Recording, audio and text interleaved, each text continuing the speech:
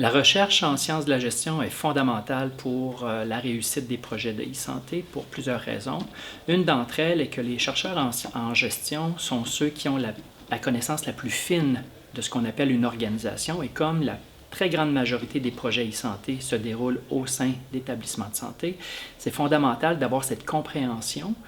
puisque les technologies de l'information, comme je l'expliquais tout à l'heure, à elles seules ne peuvent pas apporter les bénéfices, mais c'est comment on les aligne avec les processus cliniques en place, avec les structures organisationnelles, on les aligne avec les rôles, les responsabilités, les connaissances des professionnels de la santé qui vont utiliser ces applications-là.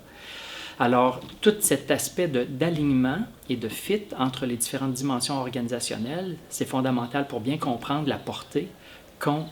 que peut avoir la e-santé. L'autre élément fondamental, c'est que les initiatives de e-santé prennent la forme de projets, donc toute la perspective gestion de projet est fondamentale, et les chercheurs en système d'information notamment ont l'expertise pour apporter un éclairage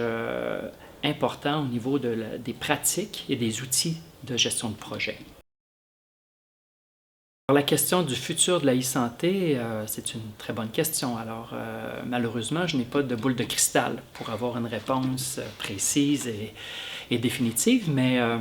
chose certaine, il y a des tendances importantes dans l'industrie. On le voit très bien, par exemple, les grandes pharma, les start-up, tant ici en Europe qu'en Amérique du Nord,